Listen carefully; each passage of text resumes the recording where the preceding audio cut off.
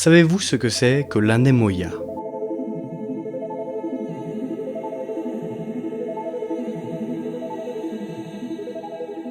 Alors outre le fait d'être un excellent album d'Alt 236 que je vous conseille vivement d'aller écouter, l'anémoïa c'est un mot. Pour la plupart d'entre vous, ce mot ne veut absolument rien dire. Et c'est bien normal, il n'est pas très connu. Ce terme est utilisé pour décrire un sentiment de mélancolie et de nostalgie pour une époque que l'on n'a même pas traversée soi-même. Ce mot et plus largement ce sentiment touche très juste dans la culture populaire. Des exemples d'anémoïa, il y en a plein. Car en effet, l'anémoïa peut se ressentir pour absolument toutes les époques. Mais ce dont je vais vous parler aujourd'hui, c'est quelque chose qui a touché ma propre génération. C'est-à-dire tous ceux nés après l'an 2000. Pour présenter ma génération rapidement, nous sommes nés à la fin de l'ère du confort infini et du pouvoir d'achat sans conséquences, et au début de l'ère des fake news, de l'IA et des crises environnementales.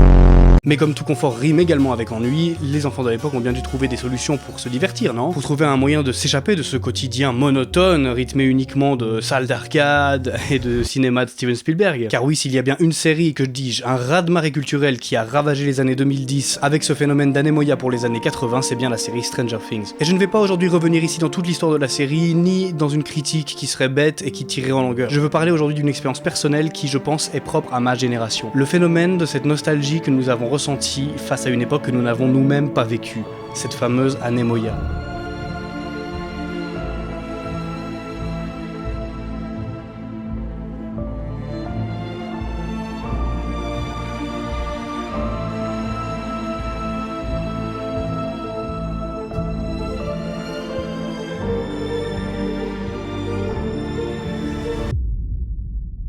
Car je vais démystifier tout de suite l'anémoïa, au risque de vous décevoir, ce n'est qu'une illusion, et chaque génération a eu la sienne. Car en effet, si vous demandez à vos parents ou à vos grands-parents de vous décrire comment c'était la fin du XXe siècle, il y a des bonnes chances qu'ils ne vous sortent pas les salles d'arcade, ni même les films de Steven Spielberg, mais qu'ils vous parlent plutôt d'un quotidien ennuyeux, de papier peint de très mauvais goût, ainsi que de musique kitsch très forte dans une salle des fêtes. Car oui, si certaines œuvres culturelles se veulent être fidèles à l'époque dans laquelle elles s'ancrent, il faut quand même reconnaître que la plupart du temps, ce sont des fantasmes ou des parodies de ces époques. Alors installez-vous confortablement, prenez des snacks car aujourd'hui nous plongeons dans le phénomène d'anémoïa le plus intense des années 2010, Stranger Things.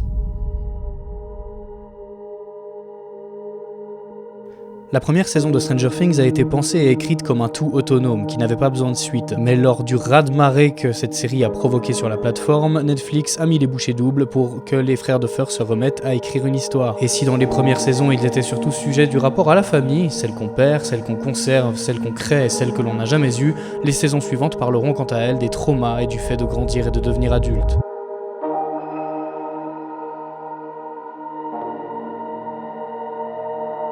Si la série ne cache jamais ses intentions de faire des métaphores appuyées à tout type d'abus et de violences bien réelles et crues, elle prend pourtant un angle fantastique extrêmement divertissant. Mais même les créateurs ont l'air d'avoir oublié que leur grand spectacle était à l'origine au service d'un récit profond et universel.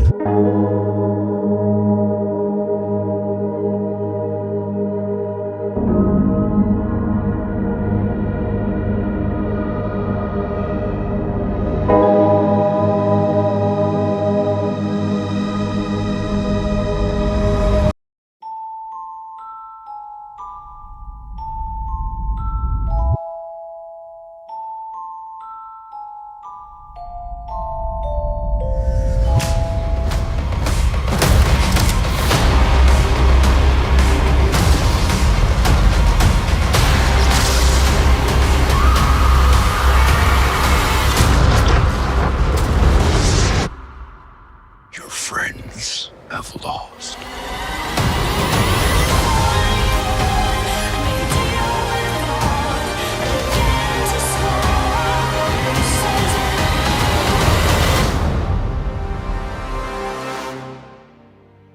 La série a donc réussi son pari initial. Avec des moyens modernes, du risque et une bonne dose de nostalgie bien sucrée, les frères Duffer nous ont plongé dans leur enfance. Du moins le souvenir de leur enfance, cette vision douce et édulcorée des années 80.